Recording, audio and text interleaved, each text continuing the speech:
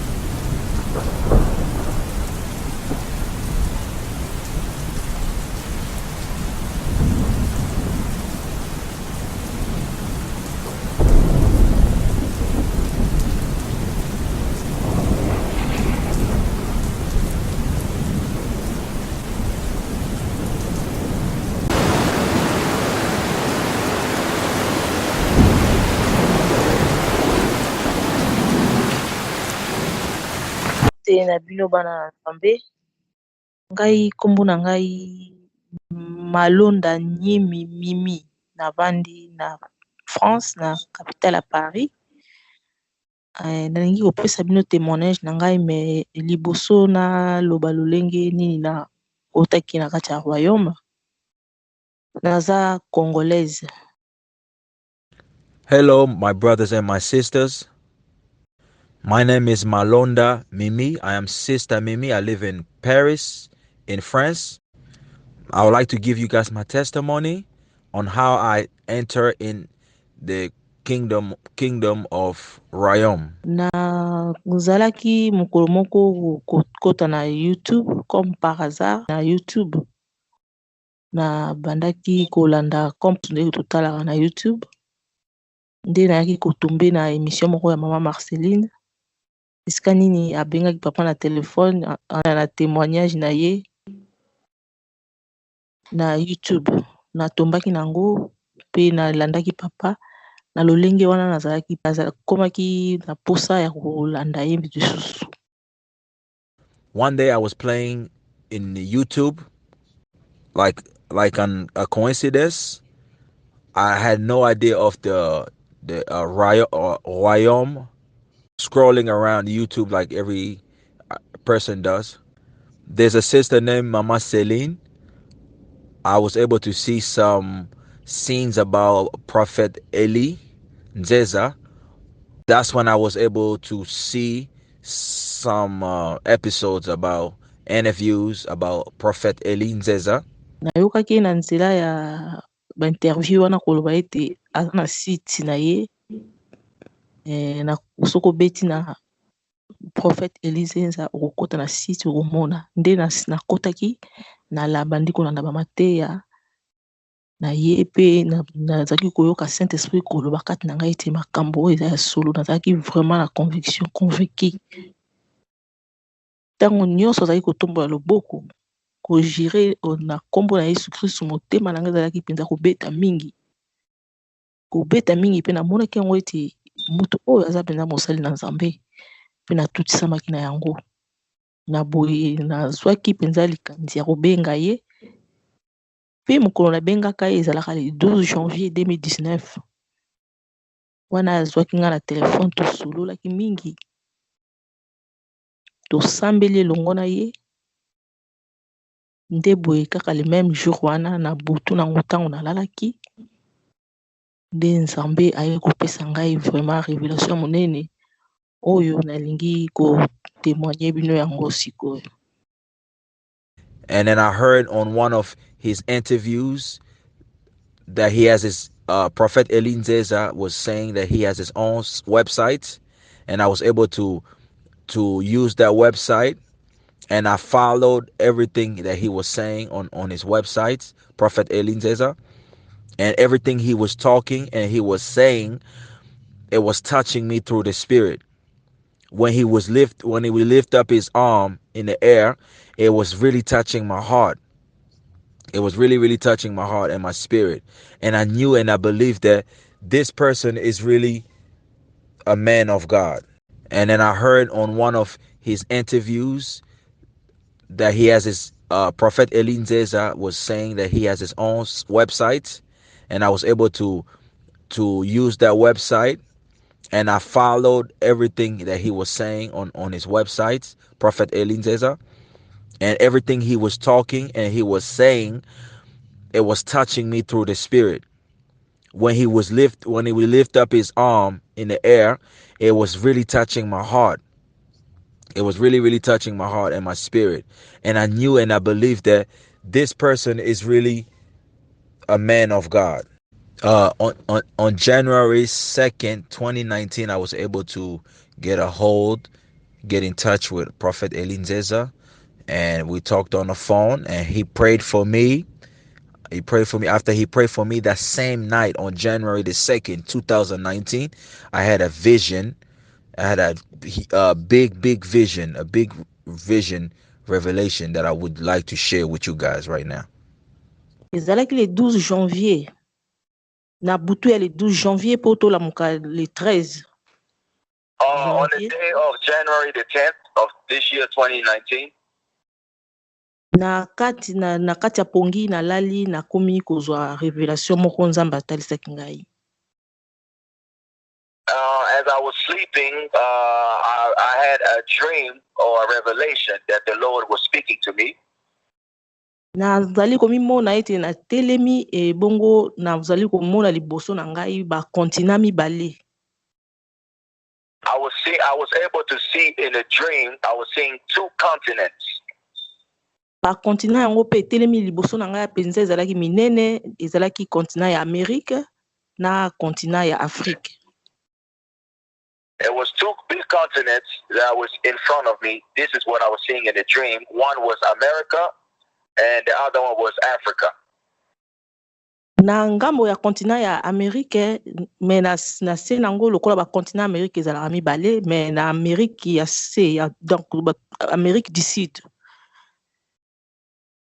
On the American continent, it was South America. Na kati ya kontina ya Amerique du Sud, nazali komona mabanga mibale. I was in America, in South America, I was seeing two big rocks.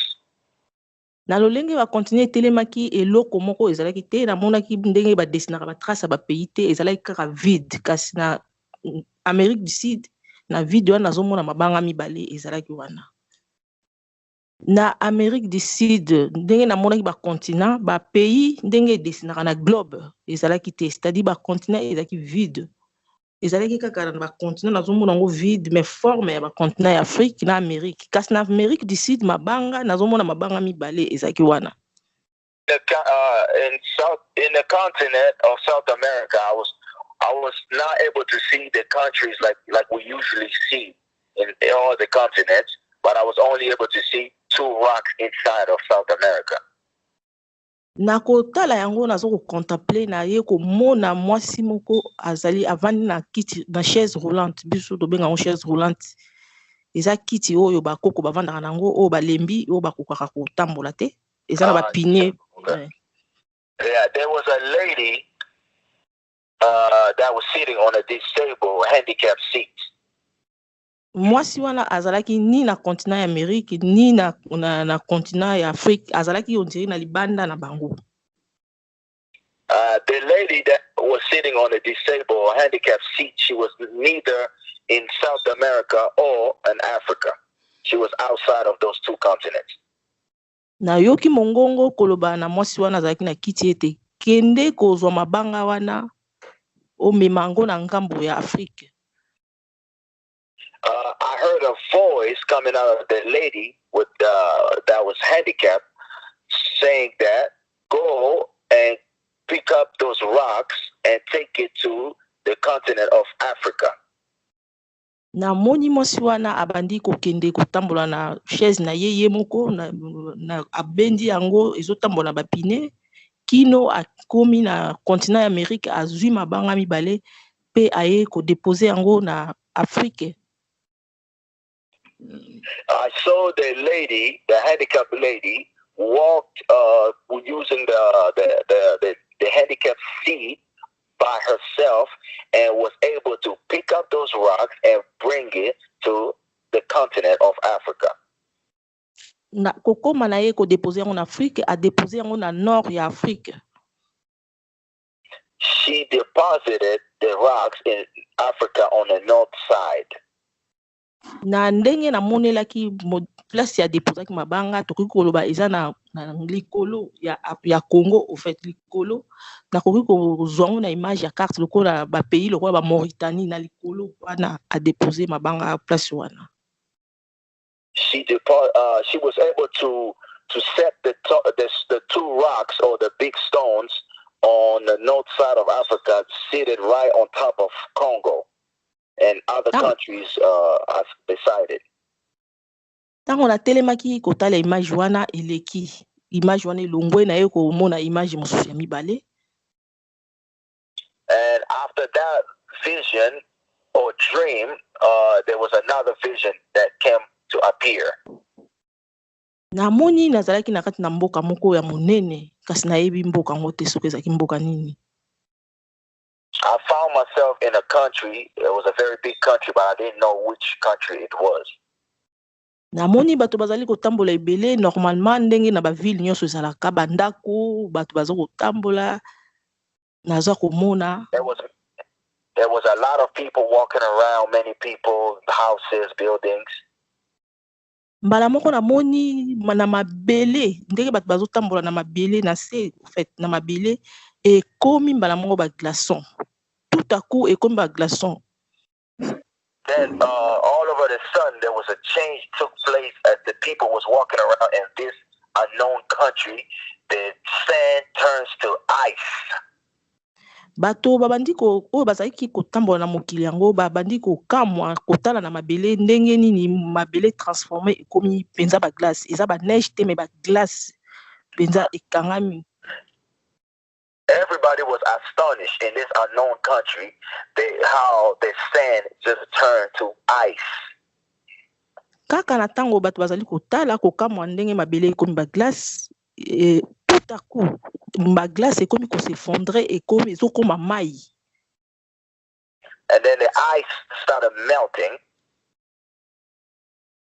Tango ezokoma ba mai nazokomona mai ya monene eza mai ya mikete ba ebale na kobenga ngo kwa ndenge tomona ba océan, c'est-à-dire eza ko ba glace wana eza ko se transformer en même temps ezokoma mai ezokolia bato bazodinda.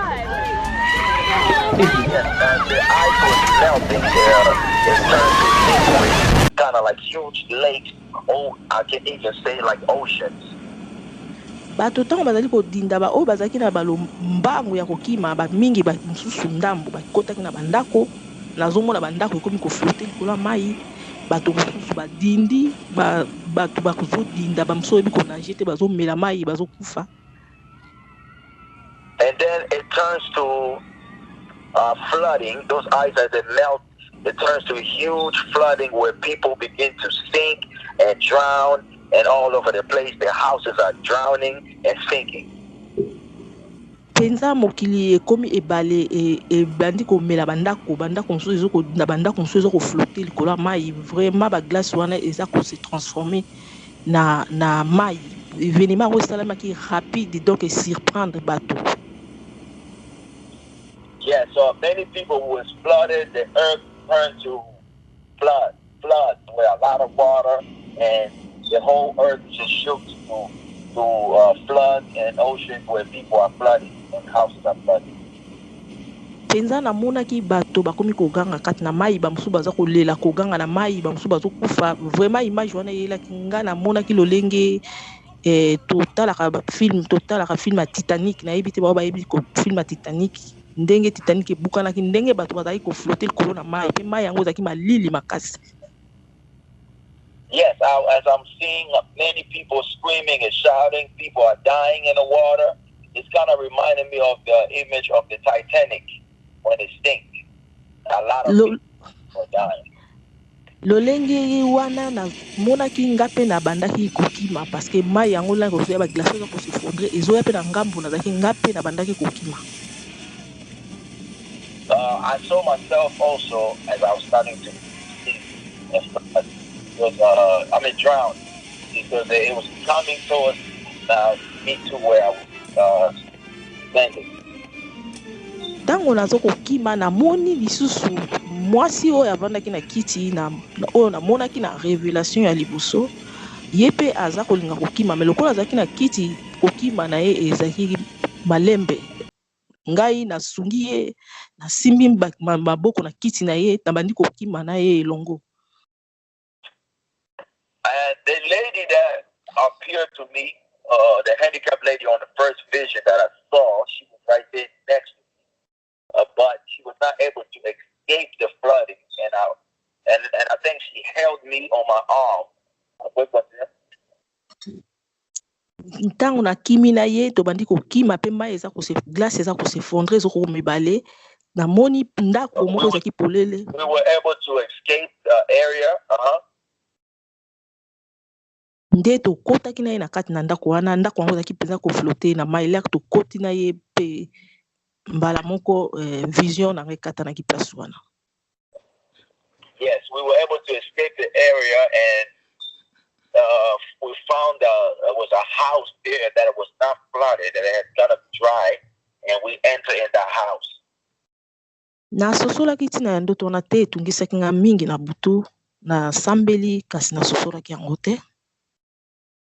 I did not understand those dreams.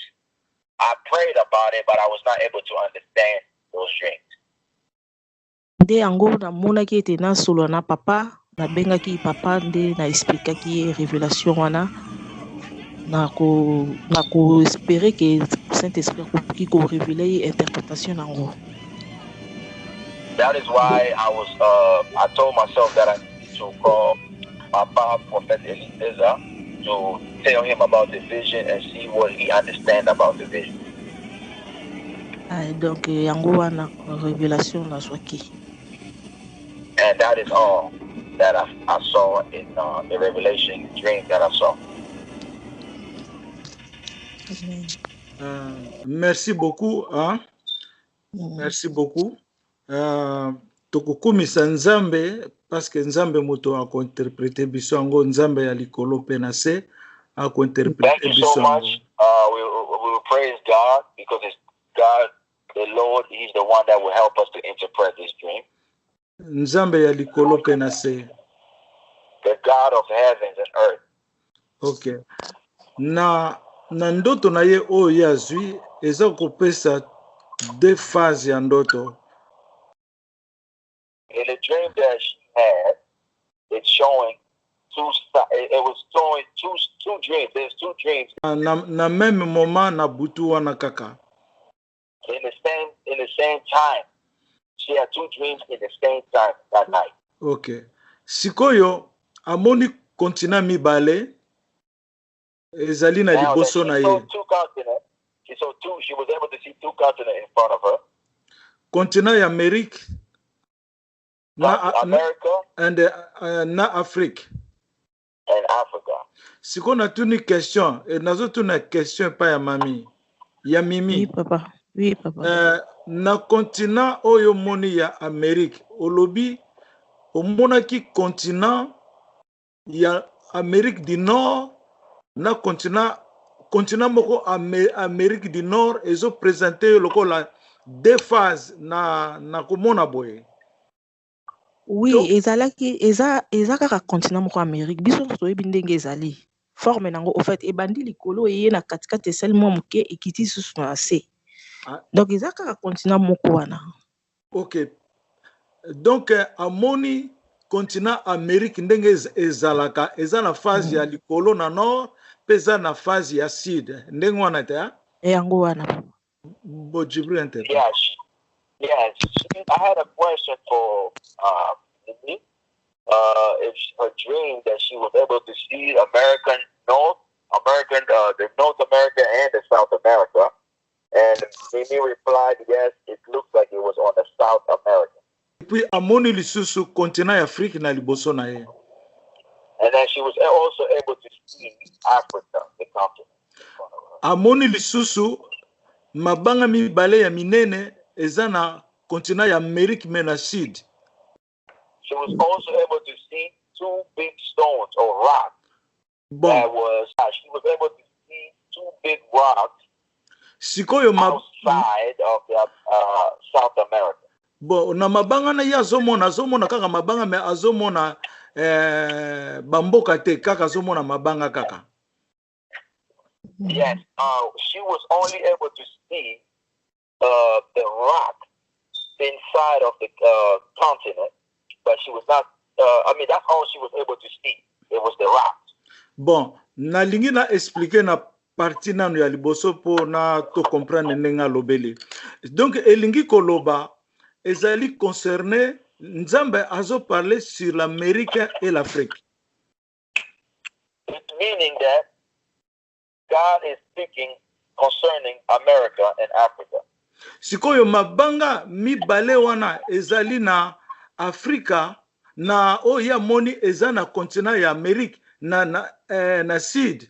Donc ezali mabanga mibale donc ezali parce que ezola kisa de mabanga ezali moko ya Afrique moko ya Amerique. Mais sikoyo Amerique abotola pe libanga ya Afrique o ezali pouvoir. Knowing that those two rocks is representing that one is for Africa and one is for America. But it showed that America also had taken one of the rocks for Africa. Siko ya Africa yango neza na Amerique. So okay, one of the rocks that is in Africa that's supposed to be for Africa is the one that is in America.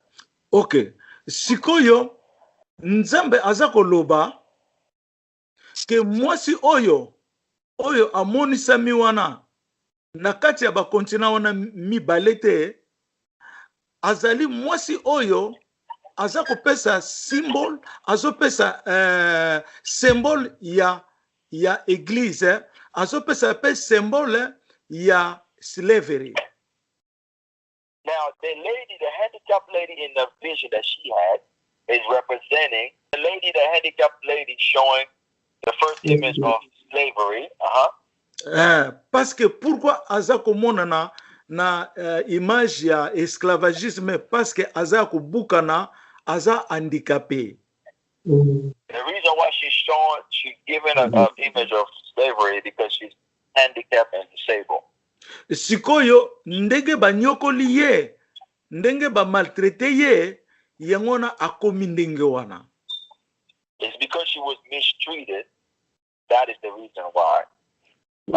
Wana ezali slavery na injustice donc bato baza ko appliquer justice ya Nzambe te. That is slavery, meaning slavery and injustice. People that are not applying the justice of God. Donc ba saboter Afrique pe ba saboter bato baza na kati Afrique. That means they have rejected Africa, all the people that are inside of Africa. Mwasi wana zuma banga wana akei ko poser yango alongoli yango na Amerique de Latine ya Sud akei ko poser mabanga wana na likolo ya Afrique du Nord lokola na Mauritanie exemple na côté wana Mauritanie. Yeah, and when the lady took the rock, those two rocks, and went to go place it at the North Africa, right on top of Congo. Mauritanie. Okay. Sikoyo, lokola Nzambe tindi mwasi wana voane zalaki mungonga Nzambe.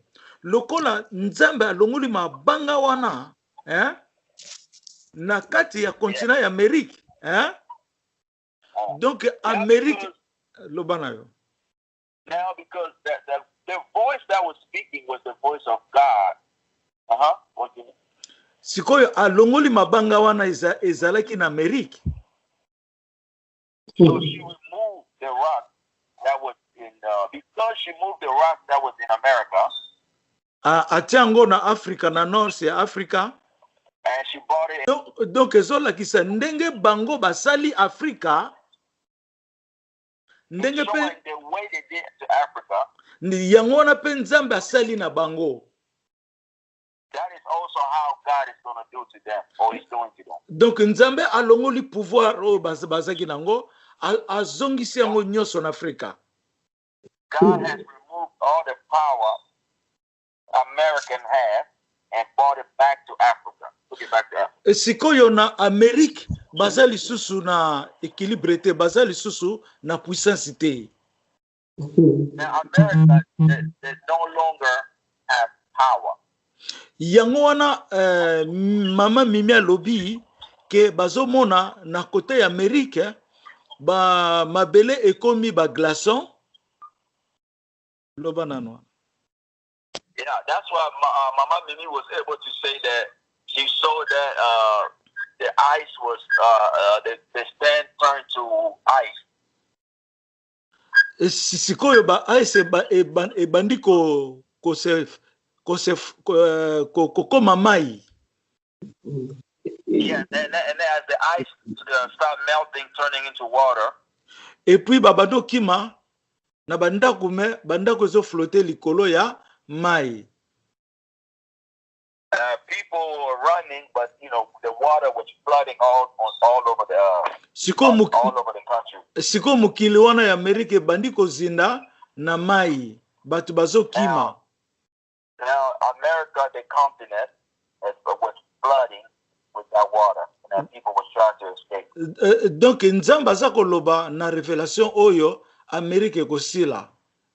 God is showing in this revelation, this vision of Mama Mimie, that America is at its end. Ekosila. Mai ekozala. Mai ya océan ekokoma ti na kati ya Amerika ya North na South na Sud.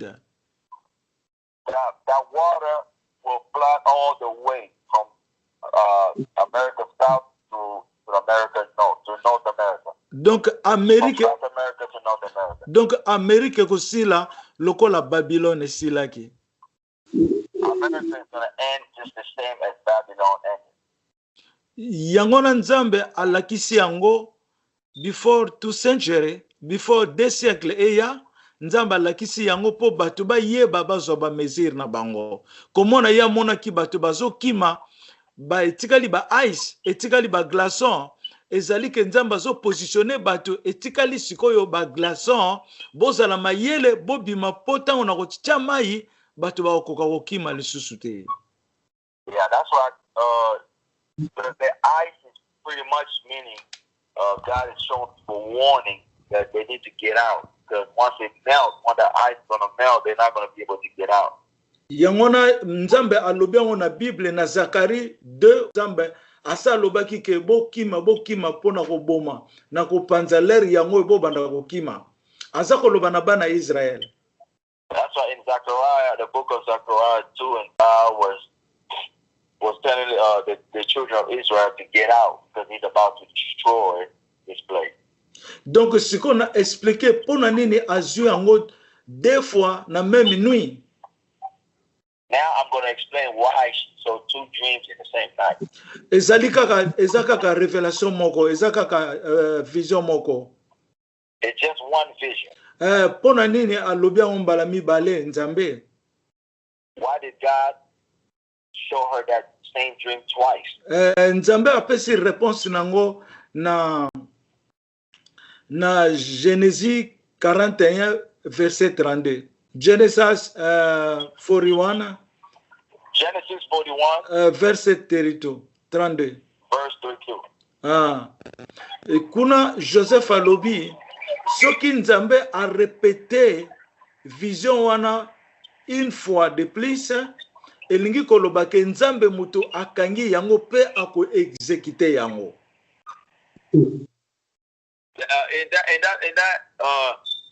In that vision, Joseph said, if God has showed the same vision twice, that means he would. Alobi Nzambe mutu arrêté yango pe ako exécuter yango. That's the reason why he has shown her the same vision twice. Pe eza ndenge moko ndenge Pharaon amonaki na tango Egypte, amonaki vision na ye ya bangombe 7 eza kolia bangombe c'est azwaki vision wana deux fois. That's why when Pharaoh was able to see the dreams of the 7 cows, and he saw the same dream 2 times. It's very similar to that. Donc rêve ya Mimie pona avenir ya Amérique ezali ya solo, eza sincère. Yeah, I confirm that Mama Mimie's dream it is truth and it is accurate. Merci. Nzamba pambola bino. Thank you. God bless you. Okay.